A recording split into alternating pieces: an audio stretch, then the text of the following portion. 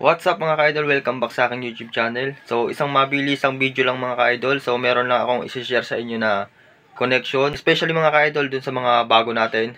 Simpleng connection lang ng sound ng TV natin.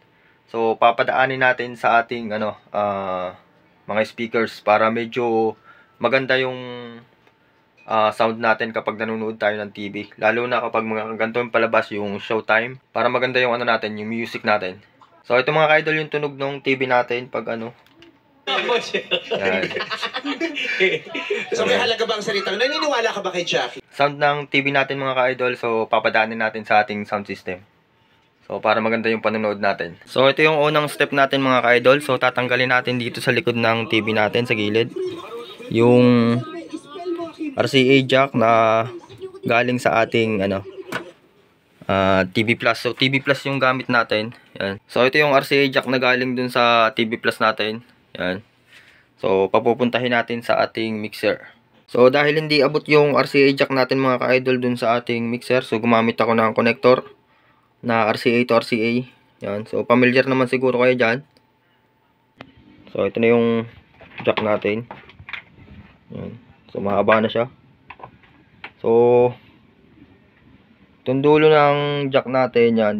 Dito ko na siya ikakabit sa CD tape input. So, diyan na natin siya papadaanin.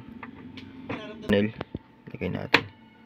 So, yung ginamit natin is yung ating mixer lang at saka yung ating power amp na Ace LX20.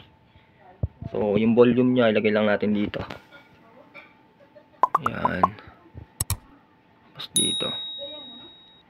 Yan. Naka-stereo ito. Naka-stereo mga ka-idol. Yung connection ng ating Ace sa ating speaker. Itong dalawang speaker lang yung gagamitin natin. Yung ating Concert 650B. So, yung master natin, lagay lang natin dito sa 20. Yan. Tapos, dito tayo mag-volume mga ka-idol. Sa CD tape natin. Yan. So, volume natin. Pamilya tapos mawawala. Yan. Kaya po dapat Nahihirapan yung pamilya nyo. Kaya dapat manatili kayong breadwinner. Magagalit siya pag nawala kayo. Okay. Thank you po. Number 3. So, yung sound ng TV natin, so dumadaan na sa ating mixer mga ka-idol. Skull Panda. Anyway. So, para lang medyo maganda yung panonood natin. Naramdaman ka ba? Lalo na kapag may mga tugtugan sa TV. So, para tayong nasa sinihan mga ka-idol. So, kahit nanonood kayo ng movie, so magandang manood ng movie. Para yung music, yung sound is ramdam na ramdam natin. So, para lang ito mga ka-idol dun sa mga hindi pa nakakaalam ng ganitong setup galing sa sound ng TV. Ginagamit yung camera na yan. Sumama kayo doon.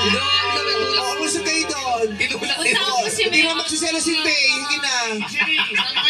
Jay, nasa si Jay? Hindi na. Ihabi niya si Ate Melody. Maglapin mo lang. Oo, yan na yung last scene. Yan yung huling scene sa The Breadwinner.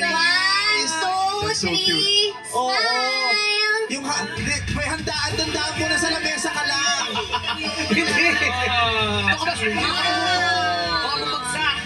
Si Aling Melody, si Bambi. Si Bambi. Kuya Rodel, number 1. Si number 1 nga kaya. Tama ba ang hula ni Anjo at ni Ate Melody? And the breadwinner na fish vendor is...